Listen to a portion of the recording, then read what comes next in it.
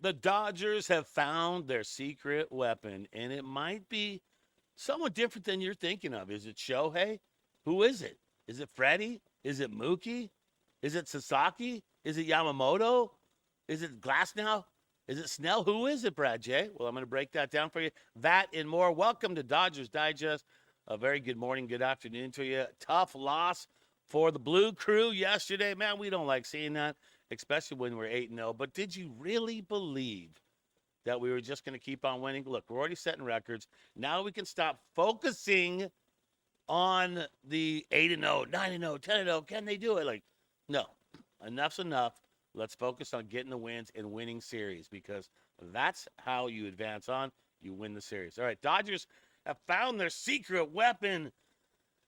And I'll tell you what, with a roster just full of just all-stars, how does a guy make a name for himself on a team like that? Well, I'll tell you what, the guy we're talking about is none other than Tommy Edmond.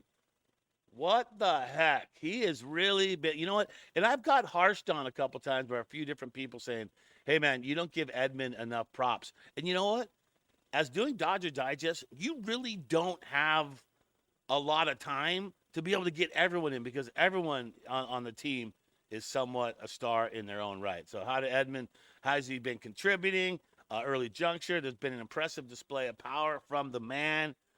And I'll tell you what, look at those numbers right there. Now look, okay, excuse me. Batting average, 237. So that's not the best batting average, but look at what he's done overall. 6 home runs. 6 home runs in 9 games. Those are big numbers. RBI's 20. Stolen bases, there you go on that one. That is 6.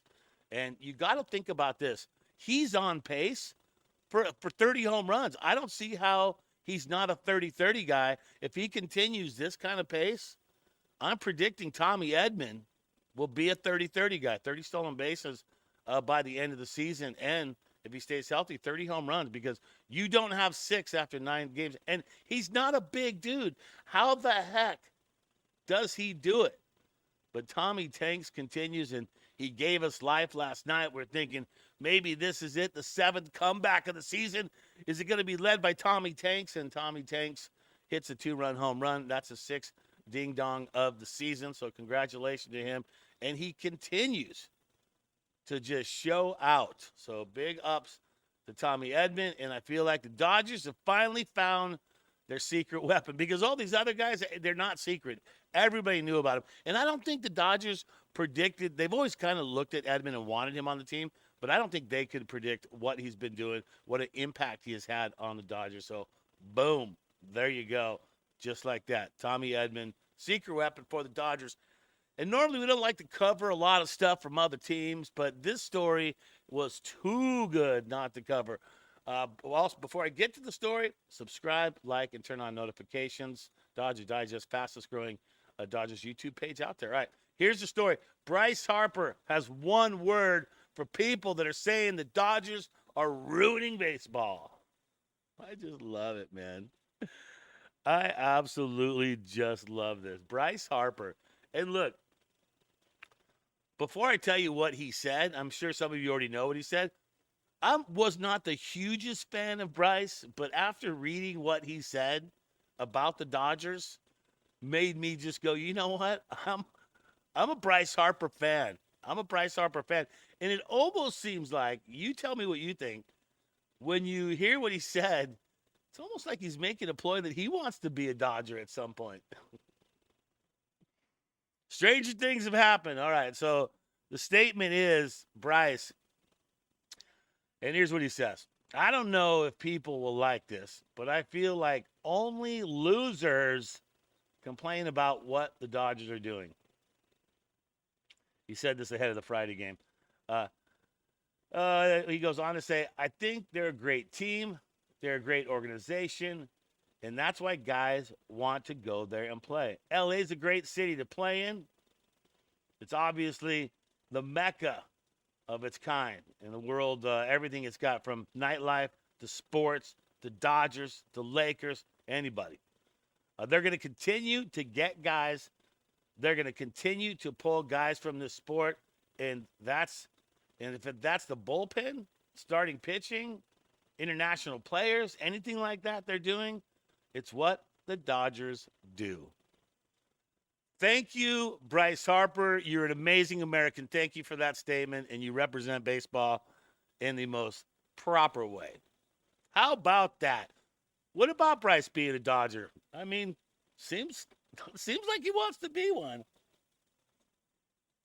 But focusing on what you don't have, isn't that the whole sign? Like the grass is always greener on the other side. Well, look what they have, and they have this, but then you don't go and do what it takes to put teams together. And the Philadelphia Phillies have put together a team, and Bryce Harper knows it. Game knows game. So give it up for Bryce Harper on that. And would you like to see him a Dodger at some point? I think that would be actually pretty dang awesome. All right, and we have in the Dodgers Digest quote of the day today is going to go to Dave Roberts on Freddie not being out. Man, I hate this. I hate this story, but Brad Stradamus called it a while ago. You heard me talking about it. I was saying the minute that ankle was injured and he was playing on it and putting steroids or whatever into it, or not steroids or whatever he was doing to make it playable, I was saying back then that that's not a good thing for that ankle. That's not a good thing. And look, it's proving that it's not a good thing. So trust Brad Stradamus when he lays it down. There was a potential downside if we played him, could make it worse. And given the time of year, the off days we had, it just made sense for him to stay back and not travel. And a lot of people yesterday were asking, did he travel with the team? No, I mean, look, why the heck would he travel with the team if you're trying to get that ankle better? He needs to sit his butt at home with that ankle in the air, family take care of him, and get better because we need him when the Cubs come to town on the 11th. They said that because, like I said, it could increase swelling. And hopefully, I don't like that word, hopefully he is ready to go when we get home. Dave Roberts, Doc. And, well, Dave Roberts, I think we need to focus a little bit more on our base running than Freddie being ready because hopefully Freddie is ready by the time the Cubs are in town on the 11th. I think that is a Friday game, and we could definitely use to have him in the mix. All right, and another story, Betts has been kind of silent on this. Okay, so here's the deal. The Dodgers have been invited to the White House because they were the winners of the World Series last year. This is a tradition that goes on for years and years. You can complain about it, whatever you want to do. Stop making it political. The Dodgers have been invited to the White House, and the Dodgers are going to the White House, including Mookie Betts is going as well. And he was the one who sat out. He sat out when when the Boston Red Sox were invited. I think it was 2019. Mookie sat out, did not go to the White House, and he regretted it. And here's what Mookie said after he already agreed to go to the White House with the Dodgers. Betts called it a regret that he didn't join the Red Sox for their 2019 White House, an event that was also skipped by Boston manager Alex Cora, former Dodger, and David Price, former Dodger. And he also felt the absence distracted from the team's accomplishment and made the news cycle about him. This is not about me. I don't want anything to be about me. That's the kind of baller he is, too. It's about the Dodgers because these boys were there for me. And look, unity in the community. And that's our Dodger community. And we want the Dodgers to stay together as a team.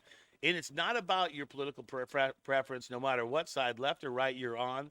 It's about the position. You're invited to go see the White House because you won the World Series. Why take away of your celebration, no matter who is sitting in that chair? It doesn't matter.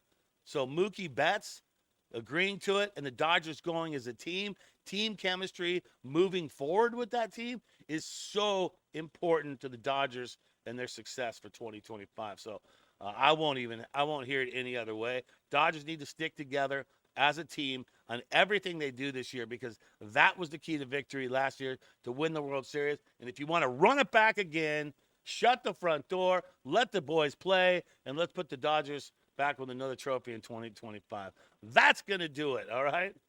Sasaki on the mound against Nola today. I think the Dodgers can get to Nola. He's got a kind of high ERA. We'll see how that plays out, but looking forward to watching the second game in Philadelphia. And let's right the ship in the right direction. That's going to do it. Brad J with you. Dodgers Digest. Good morning, good afternoon on your Saturday, and that will do it for me. Subscribe and like. I got to go, man.